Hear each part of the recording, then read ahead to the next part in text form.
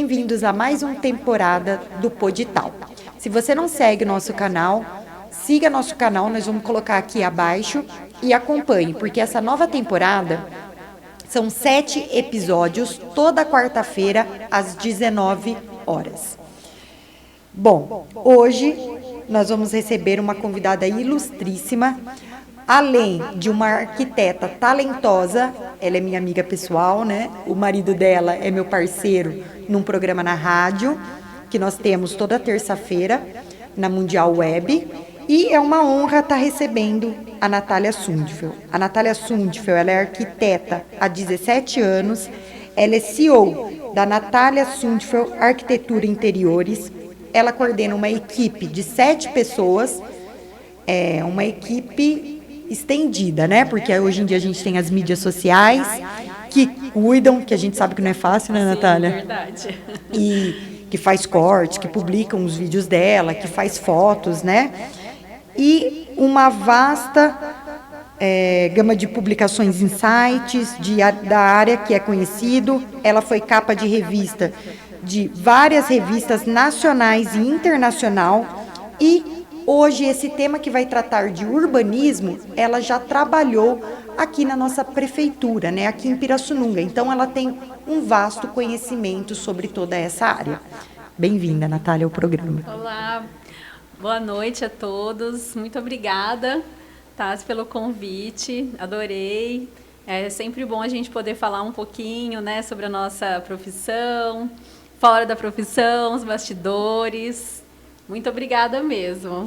Bom, Natália, para começar, a gente sempre pensa na Natália premiada, na Natália cheia de seguidores na internet, de um perfil impecável, né, de projetos muito bem estruturados e, inclusive, de acordo com cada cliente, né? A gente vê que os projetos têm identidades próprias, não é um modelão que pega na internet, né? Então, eu gostaria, Natália, que você apresentasse para a gente quem é a Natália por trás da Natália Arquiteta. Ai, que bacana. E não, realmente, assim, isso é uma coisa que eu, inclusive, falo muito pouco, tanto no meu perfil do Instagram, quanto, né, aí no dia a dia, até para os próprios clientes que vão no escritório, né? Até esses dias nós fizemos lá um evento lá na loja, que a gente conversou, fizemos um talk com eles, eu comentei sobre isso, que quando eles vão lá, eu sou muito de escutar o que eles falam, o que eles propõem, né? E falo pouco sobre mim. Esse é o intuito mesmo. Mas a Natália, fora do escritório, bom, eu sou uma pessoa assim que gosto muito de arte, venho de uma família que tem isso já um pouco, esse sangue aí, esse veio artístico do meu avô paterno, que ele adorava, na época ele era desenhista da USP, né, antigamente não existiam apostilas digitais, né? Então meu avô, ele desenhava as apostilas, diploma, então ele tinha esse dom, né? Ele pintava quadros. Isso que era naquela época que nem tinha faculdade disso, né, Natália? Não, então realmente a pessoa tinha que nascer com aquele dom, né? E ele nasceu com esse dom. E aí eu cresci vendo isso na família. Aí meu pai também, né, ele me incentivou muito nisso, né? Minha mãe também, né, sempre aquele incentivo familiar que é super importante, né? Que eu busco isso também na minha família, né? E aí, quando eu decidi fazer arquitetura, na verdade, foi uma decisão fácil, assim. Eu me lembro que eu sempre quis isso. Uma coisa assim que é difícil eu falar assim, nossa, que momento que você teve, que você, nossa, deu aquele start e você resolveu fazer arquitetura. Na verdade, eu sempre gostei de desenhar. Então, quando eu soube que existia essa profissão, eu me interessei muito e foi isso até hoje, assim, sou muito feliz e é uma profissão muito gratificante, apesar dos desafios, né, que toda profissão tem, mas eu gosto demais, assim. E até você comentou sobre ter trabalhado, né, porque hoje o nosso foco no escritório é a arquitetura residencial, interiores residencial e comercial de pequeno porte, né? Mas, quando eu me formei, eu me aventurei um pouco em outras áreas, que foi quando eu trabalhei na prefeitura aqui da cidade, né, na antiga gestão, E para mim foi assim, foi um universo que se abriu na época, porque a gente, né, que sai daquele, vamos dizer, aquele mundo cor-de-rosa, a gente trabalhar na prefeitura, no município, é bem desafiador, viu? E a gente a gente estava aqui anteriormente comentando, e você tinha comentado que o seu avô ele desenhou os primeiros traços do mapa de Pirassununga, né? Isso mesmo. Meus pais contam que na época meu avô ele era muito pesquisador, assim, isso era dele mesmo, né? E aí ele pegou a bicicleta dele e saiu desenhando os primeiros traços da cidade. E é um mapa assim, que eu até busco, assim, eu queria muito saber onde está esse mapa para ver esse desenho dele, né?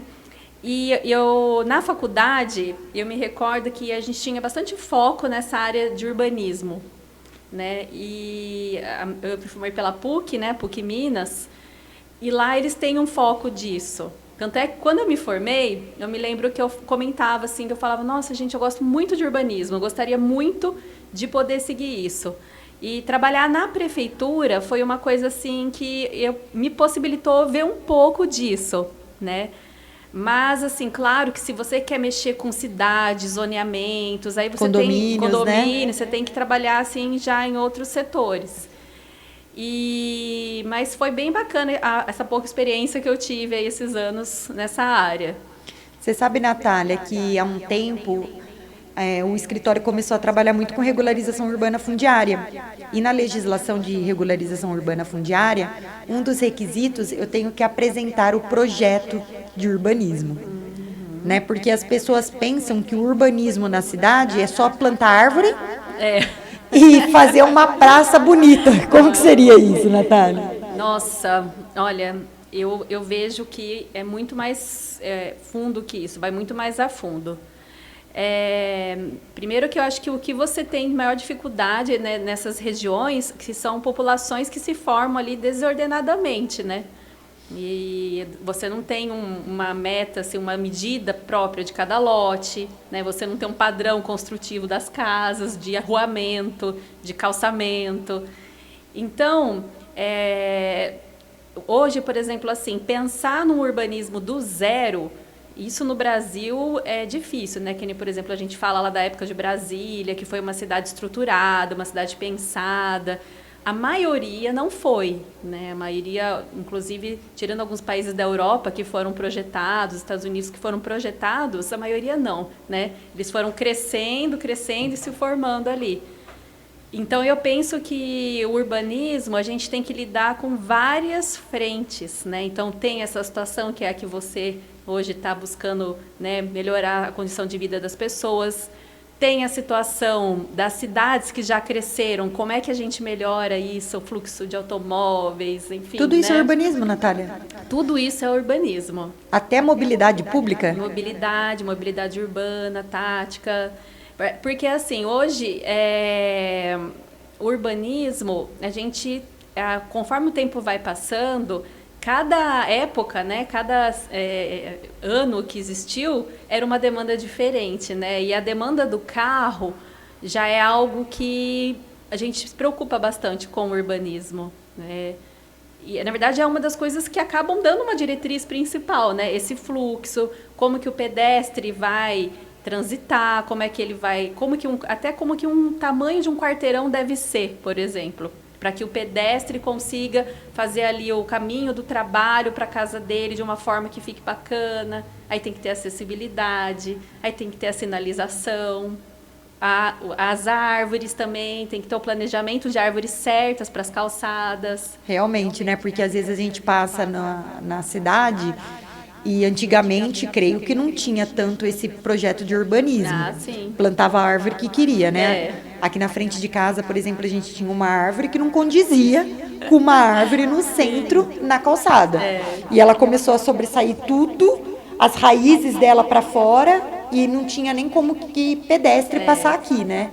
Então, realmente, tem que pensar o tipo de árvore que vai ser plantada. Tem que pensar. E assim, o que eu acho muito, muito legal assim, de abordar, principalmente por você, né, que agora está mexendo com essa ocupação urbana, né? Porque vamos falar hoje, por exemplo, enchentes, né? Parece que hoje a gente escuta muito mais falar assim, nossa, teve enchentes não sei aonde, teve deslizamento não sei aonde, porque o clima está mudando, as tempestades estão maiores. Gente, mas é assim, será que não é, no caso, a população que está ocupando as áreas erradas? Né? Então, porque antigamente existia, né, nessa, por exemplo, vamos pegar uma ideia de uma montanha lá numa cidade, uma área montanhosa. A população ocupava essa montanha?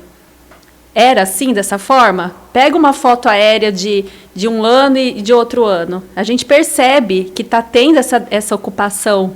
As pessoas estão ocupando áreas indevidas. E aí, quando tem esses problemas de chuva, esses problemas de enchente, aí quem é afetada? É essa população. E por que elas estão lá? Aí já envolve uma questão pública, né? Sim. Você sabe, Natália, que você falando isso, eu me recordo que eu estou trabalhando, a gente está abrindo frente numa regularização urbana fundiária em Minas Gerais. Olha. E não é plano que nem aqui no estado de São Paulo. E eu vi nos editais da prefeitura que quando você apresenta o projeto de regularização urbana fundiária daquele local, eles pedem para a gente apresentar também a análise de deslizamento. Ah, lá, sim. De se aquele imóvel está em área de risco, se ele não está, se ele vai deslizar, né, se há possibilidade de regularizar daquela forma. Então, tem esse estudo também. Sim. E você sabe que isso me remeteu, que eu estava conversando com você numa outra oportunidade, e você falou que quando você faz casa... Hoje você faz um estudo também de alguma coisa, de quanto que usa de ferragem, que não é, e que até quando você começou a trabalhar em Araras, que você pedia esse estudo, os clientes resistiam. Que estudo é esse, Natália? É o seguinte, na verdade, porque assim, hoje, por mais plano que seja um terreno, normalmente, ele sempre vai ter ali um desnívelzinho, o mínimo que for, né? Plano, é difícil. Então, quando eu comecei a atuar em outras cidades aqui, que era fora de Pirassununga, os terrenos tinham muito aclive, muito declive. E aí, um dos projetos, para a gente entender quanto de nível tem a mais ou a menos, é um projeto que se chama Projeto Plano e Altimétrico. Esse projeto ele é feito por um engenheiro agrimensor. Né? Então, esse projeto ele é enviado para nós, arquitetos, com todas as curvas de nível do terreno, a marcação certinha dos níveis. Então, daí a gente vai saber exatamente quanto precisa de aterro, quando que tem que, às vezes, desaterrar, fazer uma compensação de solo. E aí, muitas vezes, eu sentia alguns clientes me perguntando, mas por que eu preciso desse projeto? Imagina, meu terreno é plano. Aí, quando a gente ia olhar lá, tinha 2, 3 metros de desnível. E aí, o cliente falava, mas eu não imaginava que era tanto assim. Eu falei, pois é, são 3 metros. Olha, 3 metros é a altura aí de um pé direito de uma casa. Então, pensa bem, o que a gente vai fazer com isso? A gente vai levar isso ao nosso favor? A gente vai aproveitar isso? Ou a gente vai aterrar? O que a gente vai... E aí eu tenho que coordenar isso junto com um poder aquisitivo que a pessoa tem para fazer o imóvel, tem que analisar também as condições do solo. Então, a gente também faz uma sondagem, que é uma das coisas que eu peço para os clientes, né, que é uma empresa especializada, ela faz a sondagem, que é medir lá o solo, a qualidade do solo. Então, eles vão lá, eles vão vendo, olha, a cada tantos metros o solo está resistente. Abaixo disso, ele não é mais resistente. Então, e aí isso interfere em ferragem? Ferragem na fundação, que daí é o engenheiro calculista que vai falar lá quantos metros de broca vai, quanto que tem que ter de ferragem, enfim. Aí eu já deixo para eles resolverem isso. Não, eu acho importante, porque às vezes perguntar, mas qual que vai ser, quanto de ferragem? Vou ter que aterrar? Não vou ter que aterrar? Às vezes a pessoa quer economizar nesse primeiro momento, mas aí gasta muito mais com ferragem e os riscos, né? Começa aquelas trincas. Nossa, se não for bem calculado, bem estruturado, pode dar muitos problemas aí, muitas patologias estruturais que depois, nossa senhora, né? E aí imagina o urbanismo numa cidade que já está construída, né? Exatamente. A dificuldade, né? Porque a gente, geralmente, mesmo os projetos de urbanismo, a gente não começa uma cidade do zero, né? Ela existe, primeiro existe a cidade, e depois que a gente tenta consertar. A maioria das cidades aqui são assim, né? E aí vem o plano diretor, né? Para quem não sabe, né, o plano diretor, cada município tem o seu, né, que é onde vai lá estabelecer, né, as regras construtivas da cidade, as zonas residenciais, zonas industriais. E aí os projetos que a gente desenvolve no escritório, eles têm que seguir esse zoneamento da cidade. Então, por exemplo, se um cliente vai lá e ele, por exemplo, compra um lote num bairro, um loteamento aberto, que não é um condomínio residencial. Dentro desse loteamento, normalmente, existem as partes que são zonas comerciais e zonas residenciais. Se ele quiser construir um comércio numa parte do bairro que é residencial, não pode, a prefeitura não vai aprovar, não vai liberar o alvará. Então, assim, isso são todos os bairros. E a pessoa fala assim, mas o meu é condomínio, até os condomínios. Por quê? O condomínio vai estar inserido dentro de uma zona também, estipulada pelo plano diretor, na qual você tem um coeficiente de aproveitamento do lote. Ou seja, se um terreno tem 300 metros quadrados, estou supondo, a sua construção pode ter no máximo 300 metros quadrados. Ela não pode ser mais que isso. Então, tudo isso o plano diretor estipula. Entendi. E, Natália, o que o urbanismo melhora assim, na vida das pessoas na cidade? Nossa, acho que as qualidades, as possibilidades são infinitas, né? Primeiro, que hoje a gente tem um grande desafio que eu vejo no Brasil, que é a questão da violência, né? Então, hoje as pessoas têm medo de andar na rua, né? Isso, a gente não está falando só de cidades grandes, não. Nós estamos falando de cidades de interior. A violência, ela está presente, né? Então, assim, e qual que é o desafio do urbanismo? A ideia é que a gente tenha locais que a gente possa reunir a população, né? Então, as praças serem bem projetadas, bem para poder receber a população de vários bairros, todos terem acesso a esse lazer, né? Ter acessibilidade, o fluxo de automóveis ser bem pensado para determinados horários do dia, o arruamento ser bem conduzido. E eu acho que isso daí é uma das coisas que, por exemplo, nas cidades grandes, vamos falar um pouco de cidades maiores. Nas cidades maiores, você mora num local, aí você tem que se deslocar para outro local, às vezes você tem que pegar mais de uma condução para você trabalhar em outro ponto da cidade, que às vezes você demora 2 horas para chegar, né? Hoje a gente aqui não tem esse desafio, né? Apesar que tá caótico também, viu, Natália? Sim. Pega aquela avenida Newton Prado ali, é verdade. Lá para 5 horas da tarde. Verdade, aqui acho que as rotatórias tinham que ser abolidas da cidade, verdade. Inclusive. Mas a gente tem que abolir, mas tem que pensar numa outra solução, né? Então, assim, por exemplo, assim, o que o urbanismo prega? Que devem existir pequenos lugares onde você possa morar, trabalhar, estudar. Por isso que, às vezes, eles aprovam projetos de locais comerciais, né, polos industriais, perto dos locais onde tem residências populares. Sim, também. Para que essas pessoas trabalhem nessas indústrias e também não dependa de transporte, né? Sim. Você vê a importância do urbanismo? Então, assim, vai muito além do que a gente possa imaginar. Porque, assim, um planejador urbano, pensa assim, no que é um planejador urbano, o que ele faz, né? Nossa, Natália, nem sabia que essa pessoa existia. Existe essa profissão, planejador urbano, e ele fica lá na área de urbanismo, né? Ele trabalha com o Ministério das Cidades também, então ele vai lá dando esses nortes, que é a pessoa que tem que aprovar isso que é feito, né? Então você imagina, realmente, vem ali um polo industrial super importante para uma cidade, só que esse polo vai estar num local que a maioria da população mora oposto. Como é que vai ficar esse fluxo de automóveis? Né? Como é que vai ser esse deslocamento? Os horários de pico. Quanto que vai gastar também de transporte? Então, tudo isso é o urbanismo ali, no setor também do município que faz o planejamento urbano, que faz o plano diretor, tem que pensar isso. Né? Tem que... eu achei importante e legal você trazer da criminalidade. Porque eu fui num congresso em Uberaba e eles falaram que teve um local que eles fizeram a regularização urbana fundiária. O que acontece? Regulariza aquele bairro do jeito que ele está. Não tem como demolir as casas. Certo. Mas eles fazem projetos urbanísticos e quando é de cunho social, a própria prefeitura faz todas essas obras, né? Que nem a gente tem aqui em Pirassununga, a gente fez uma regularização urbana de cunho social e a prefeitura vai fazer a rua lá direitinho, já passou o SAEP, a água.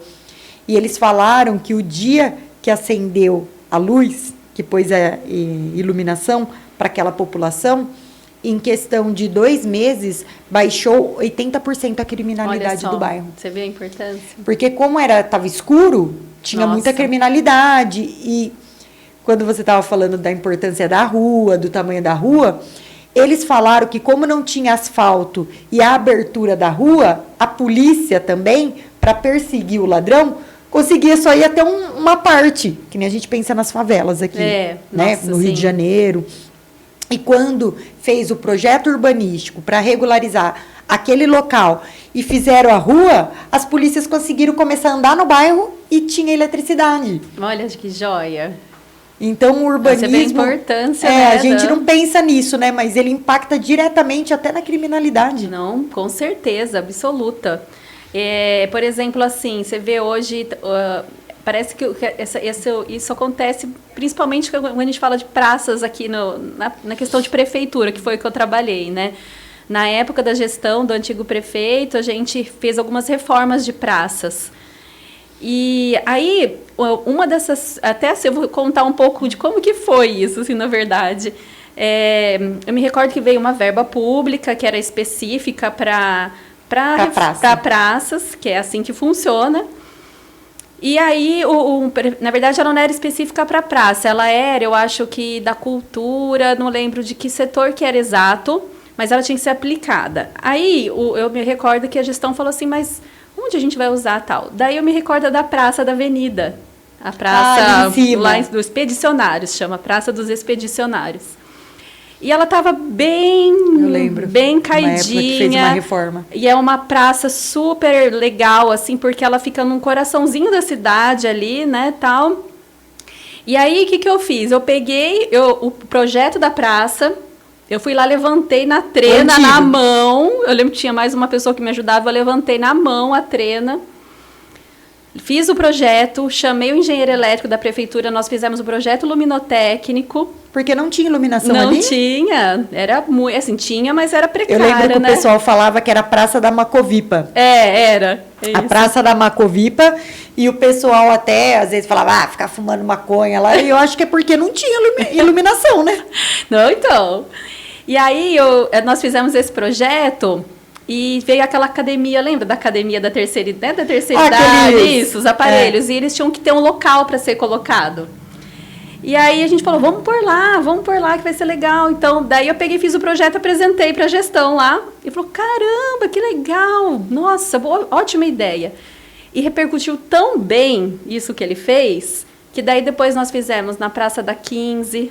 que era atrás da FEPASA, depois nós reformamos uma na Zona Norte. Que ela lá é localizada também, né? Mas é que assim, o que falta? Manter, né? Falta manter isso sempre bacana, o paisagismo arrumado, cuidado. Porque eu falo, né, aquela ali que é da FEPASA, é uma praça grande, bem localizada, só que hoje em dia, né, não tá tão cuidada e fica bastante mendigo. Sim. E aí é complicado a gente levar criança para brincar, né? Não, e uma coisa que eu vou falar para você, acho que eu nunca falei, na verdade, isso, é que eu participei também da reforma da Praça Central na época. Eu que assinei o projeto da reforma. Porque daí depois que ele fez todas essas praças, aí ele olhou o centro da cidade lá. E o que mudou? O que estava caído na época? Nós nós arrumamos toda a calçada portuguesa. Eu lembro que deu uma boa revitalizada, que ela estava com bastante buraco, né? Aí nós arrumamos o chafariz, que agora também já nem está funcionando, porque eu estou falando isso foi 2010. Mais de 10 anos. Mais de 10 anos, né? Então, hoje já não está tão bonita que nem estava quando terminou, né? Os chafarizes, daí nós revisamos toda a iluminação da praça também. E até na época, eu me recordo que eu fiz um cadastro dos bancos antigos lá, das famílias, o pessoal achou que ia tirar os bancos, fizeram um abraço na praça, acharam que deu o maior bafafá isso, mas no final das contas não teve nada disso, a gente só estava arrumando mesmo, assim, era esse o intuito dele. E só que, como te disse, não mantém, né, as coisas, né? Aí muda a gestão, aí não tem poder, Às né? vezes não tem verba, né? E aí, às vezes... Aí eu já vou entrar em outras questões, mas né? assim, a importância mesmo do urbanismo para a cidade e como isso movimenta, porque nós temos uma cidade, por exemplo, nós vivemos numa cidade pequena, e geralmente as cidades pequenas, as pessoas se reúnem em praças, Sim, né? muito. Você vê domingo, você desce aqui na praça em Pirassununga, que tem a banda. Sim, você vê. Muita criança é uma correndo. cultura antiga que até hoje, né, perpetua. O que, assim, me deixa muito triste aqui na nossa cidade é ver o Lago Municipal. Isso é uma coisa, assim, que eu fico muito, muito triste, porque a gente vê esse modelo em outras cidades funcionando muito bem. Por exemplo, em Leme, o pessoal faz caminhada Araras, diária.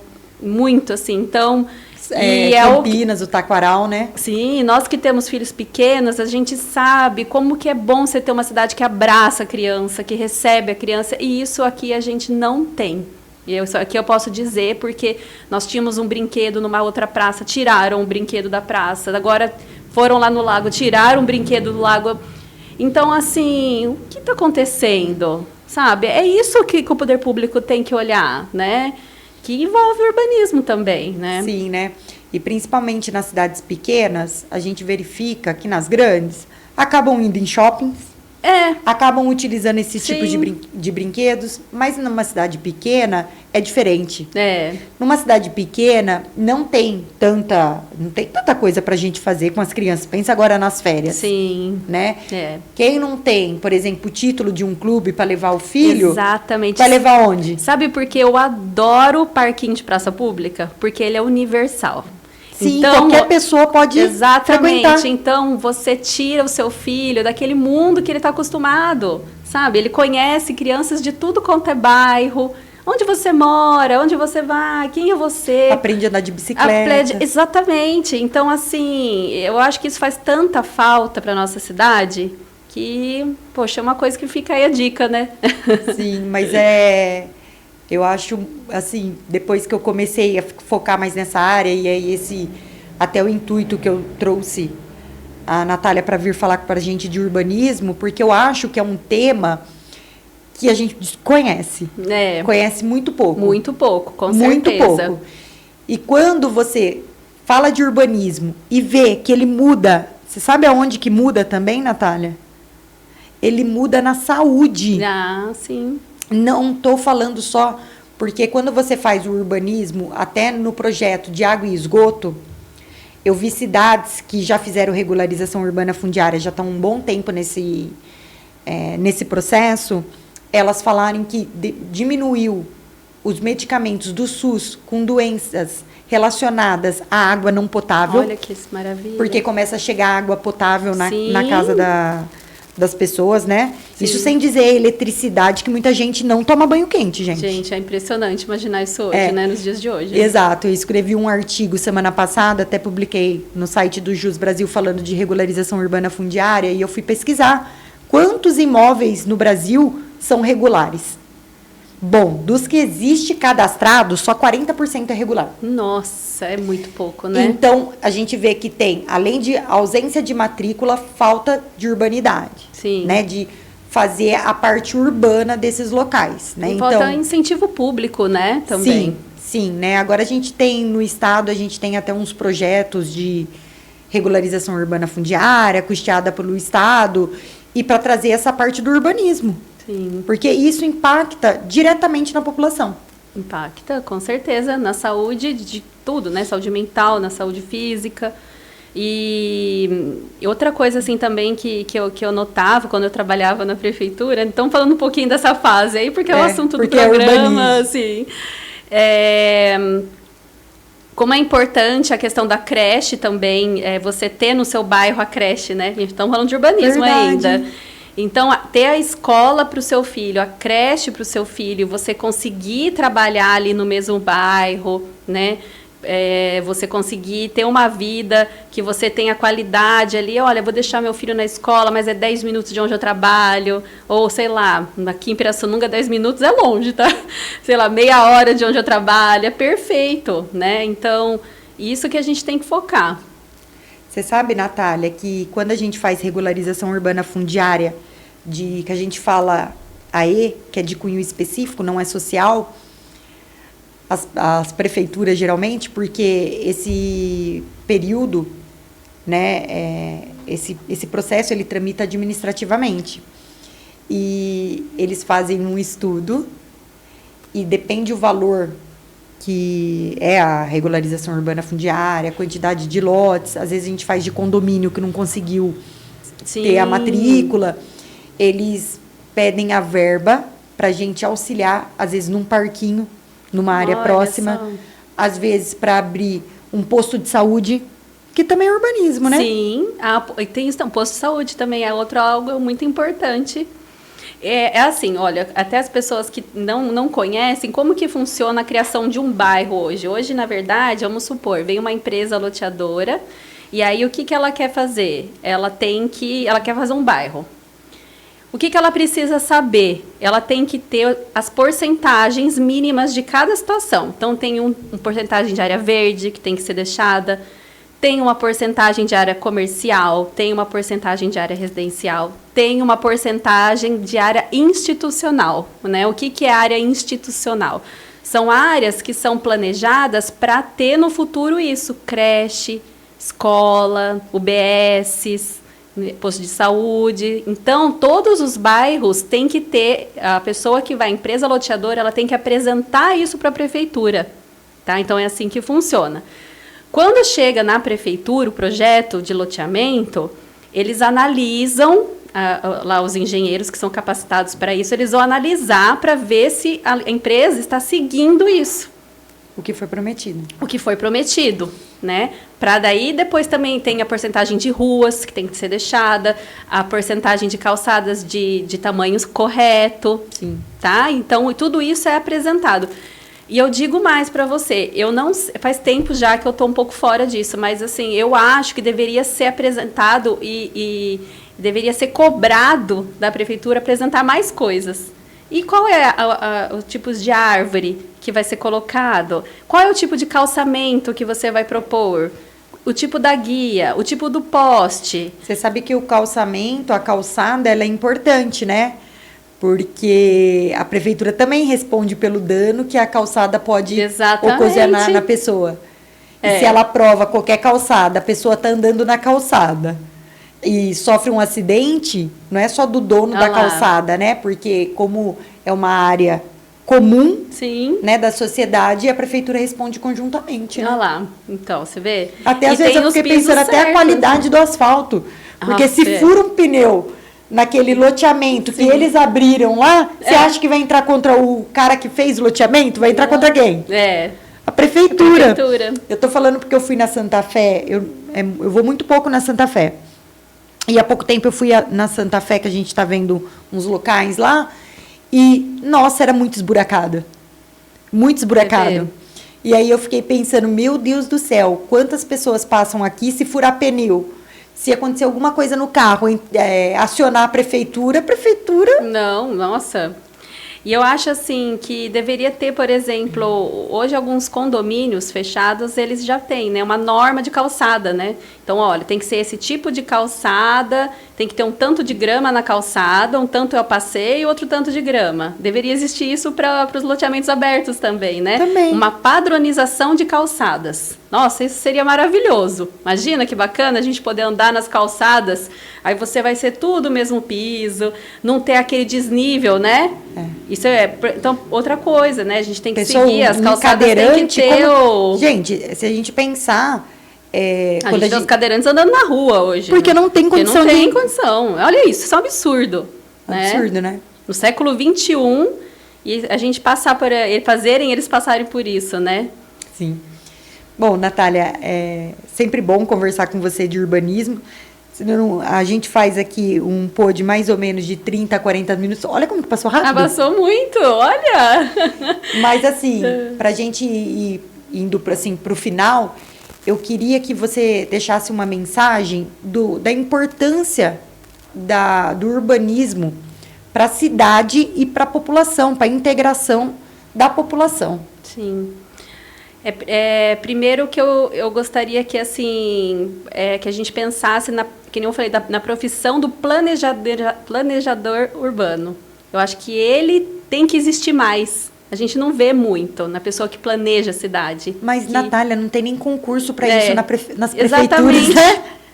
E aí o engenheiro, geralmente, nem todos os engenheiros fazem urbanismo, né? Não, isso mesmo. E a prefeitura, ela faz... Não estou falando de Pirassununga, não. Estou falando de todas as prefeituras. Elas fazem concursos para engenheiros, para a Secretaria Sim. de Infraestrutura, por exemplo. Sim. Né? Poucas têm arquitetos. Nossa, exatamente. Não. Porque a nossa profissão, ela vem junto, vamos dizer assim, que a gente se forma em arquitetura e urbanismo. São duas carreiras dentro de uma só, né? Então, a gente estuda isso na faculdade. Então, tem que existir essa profissão, porque isso vai mudar a dinâmica da cidade, né? Isso muda o nosso dia a dia, a qualidade de vida da população.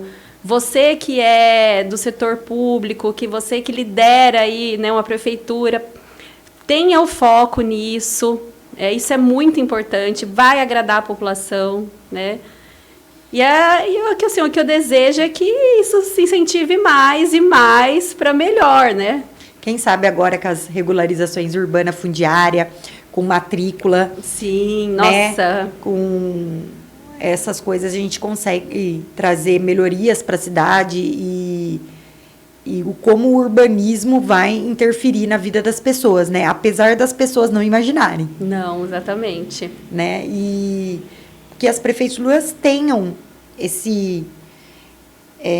essa proximidade com a população. Sim. Se pense na população quando for fazer projetos. Exatamente. Né? Porque quando a gente pensa sem críticas, tá? Mas quando a gente lidar com engenheiros, a cabeça é muito... Quem faz engenharia já é pessoa de exatas. E pessoa de exatas já é mais assim, e para pensar num planejamento urbanístico já é uma coisa mais complexa. Sim, né? Com certeza. E queria agradecer sua presença. E eu que agradeço, de coração. Você está sempre convidada a comparecer aqui no meu pod. Vou te levar na rádio. Quem sabe ser entrevistada pelo Agnello. Olha só que honra, hein? Eu acho que quem vai ficar intimidado é ele. Olha só, eu vou cobrar o convite. Pode deixar. E falar que é muito importante a gente amadurecer e estar aqui conversando de assunto que é voltado a interesses da população. Muito obrigada pelo convite. Até mais. Bom, pessoal, a gente está encerrando mais um programa do Podital. E semana que vem, espero que a gente faça no ao vivo, às 7h. Na quarta-feira, estaremos de volta com um novo tema. Uma boa noite.